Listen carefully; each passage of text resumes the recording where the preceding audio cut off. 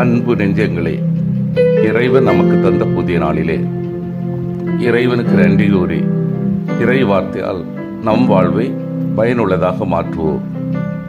இறைவன் நம் அனைவரை நிறைவாக ஆசீர்வதித்து பாதுகாத்து வழி நடத்துவாராக. இன்றைய நற்செய்தி வாச சிந்தனை, யோனாவை விட பெரியவர்.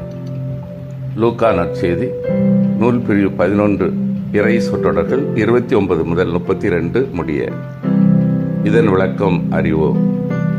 யோனாவின் இறைவாக்கு நினிவே மக்களிடையே மனம் திரும்புதலை உருவாக்கிய போது அந்த மக்கள் அவருடைய வாக்கின் உண்மையை எந்தவித அடையாளத்தாலும் உறுதி செய்து கொள்ள முயலவில்லை. மாறாக தங்களுடைய தவறான வாழ்க்கை நெறி குறித்து வருந்தி மனம் திரும்பினார்கள். அதே போன்ற மனம் திரும்புதலை கடவுள் இயேசுவின் காலத்திடம் எதிர்பார்த்தார். ஆனால் இயேசு யோனாவை விட மிகப்பெரியவர் என்றாலும் இயேசுவின் காலத்து சமய தலைவருக்கு மனம் திரும்ப விருப்பமில்லை. இது இயேசுவிடம் பெருத்த ஏமாற்ற உணர்வையும் கோபத்தையும் தூண்டியதில் வியப்பில்லை. யோனாவின் அடையாளத்தை மத்திய வேறு விதமாக புரிந்து கொள்கிறார். யோனா மீனின் வயிற்றுக்குள் 3 பகலும் 3 இரவும் இருந்தது போல நிலத்தினுள்ளே இருப்பார். இவ்வாறு இனி வரவிருக்கும் உயிர்த்தெழுதலே அடையாளம் என்று இயேசு சொன்னதாக புரிந்து கொள்கிறார். நினிவே பட்டணத்தாரும் சாலமோன் ஞானத்தை கேட்க நெடுந்தொலை வந்த தென்னாட்டு அரசியும் இயேசுவின் தலைமுறையினரை கண்டனம் செய்வார்கள் என்று இயேசு கூறியதன் உட்பொருளையும் காண்பது நல்லது. கடவுள் எந்த அளவீட்டின்படி தீர்ப்பு செய்வார்? அவரவர்களுக்கு தரப்படும் வாய்ப்பொலி மதிப்பை கணித்து அதற்கேற்ப மக்கள் எந்த அளவுக்கு உண்மை உள்ளவர்களாக இருக்கின்றன என்பதை பொறுத்தே தீர்ப்பு வழங்குவார். எவரிடம் அதிகம் கொடுக்கப்படுகிறதோ அவர்களிடம் அதிகம் எதிர்பார்க்கப்படும் என்ற விதியின்படியே கடவுளுடைய தீர்ப்பு இருக்கும். எனவே கிறிஸ்தவிடம் அதிகமாகவும் ஏனையோடம் குறைவாகவும் எதிர்பார்க்கப்படும். அன்பார்ந்தவர்களே, பழைய ஏற்பாட்டில் இறைவாக்கின யோனா எல்லாரையும் கவர்ந்த ஒரு இறைவாக்கினர். கடவுளின் அன்பையும் இரக்கத்தையும் மன்னிப்பையும் தன் வாழ்வாலும் போதனையாலும் சான்று பகர்கிறார். கடலில் வீசப்பட்ட 3 இரவும் 3 பகலும் திமிங்கலத்தின் வயிற்றில் இருந்தார். 3ஆம் நாள் அந்த பெரிய மீன் அவரை கரையில் கக்கியது. அடையாளம் கேட்ட மக்கள் கூட்டத்திற்கு இயேசு இந்த யோனாவின் வாழ்க்கையை தன் வாழ்வில் நடைபெற இருக்கும் மரணம் உயிர்ப்புக்கு அடையாளமாக சொன்னார்.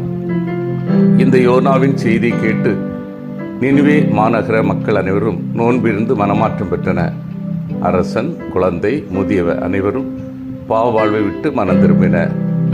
அந்த யோனாவை விட பெரியவர் இயேசு என்பதை அந்த மக்கள் கூட்டம் உணரவில்லை. இயேசு இதை சொல்லியும் அவர்கள் புரிந்து கொள்ளவில்லை. சலித்து போன இயேசு இருப்பினும் சோர்ந்து போகவில்லை. தொடர்ந்தும் இந்த யோனாவின் அடையாளத்தை தன் மரணத்திற்கும் உயிர்ப்புக்கும் ஒப்பிட்டு அடையாளமாக கொடுக்கிறார்.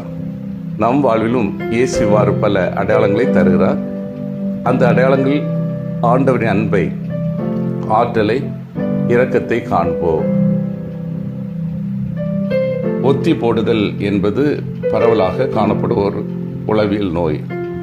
ஒரு செயலை உடனே செய்யாமல் பிறகு பார்த்து கொள்ளலாம், நாளை செய்து கொள்ளலாம் என தள்ளி போடும் பழக்கம் இன்று மாணாக்கர் முதல் பெரியோர் வரை பலரிடம் ஒட்டி கொண்டுள்ளது.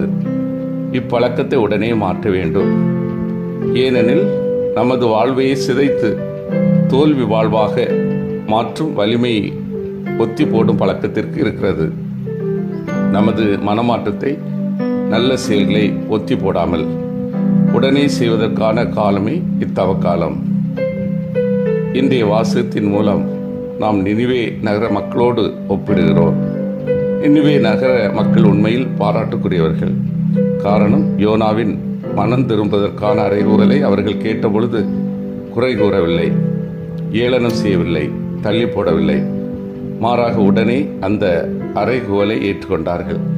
தங்கள் வாழ்வை மாற்றிக்கொண்டார்கள். நாம் எப்படி மனமாற்றத்திற்கான அழைப்பை அலட்சியம் செய்கிறோமா, புறக்கணிக்கிறோமா, ஒத்தி போடுகிறோமா? அல்லது நினிவே நகர மக்களைப் போல உடனே கீழ்ப்படுகிறோமா? உடனே செயல்பட்டால் நினிவே மக்களைப் போல நாம் பேறு பெற்றோர்களாவோம். இல்லாவிட்டால் கண்டனம் செய்யப்படுவோம். சிந்தித்து தியானித்து செயல்படுவோம். நான் தவக்காலத்தில் உண்மையான மனமாற்றம் பெறுகின்றேனா? இயேசுவின் வாழ்வையும் போதனையும் உள்ளன்போடு ஏற்றுக்கொள்கிறேனா? நான் திறந்த மனதோடு உயர்ந்த உன்னத கருத்துக்களை ஏற்றுக்கொள்கிறேனா? மன்றாடுவோமாக. வல்லம் மிக்க இறைவா, நாங்கள் அனைவரும் தவக்காலத்தில் உண்மையான மனமாற்றம் பெறவும், இயேசுவின் வாழ்வையும் போதனையும் உள்ளன்போடு ஏற்றுக்கொள்ளவும், திறந்த மனதோடு உயர்ந்த உன்னத கருத்துக்களை ஏற்று வாழவும் வரம் தாரும். ஆமீன்.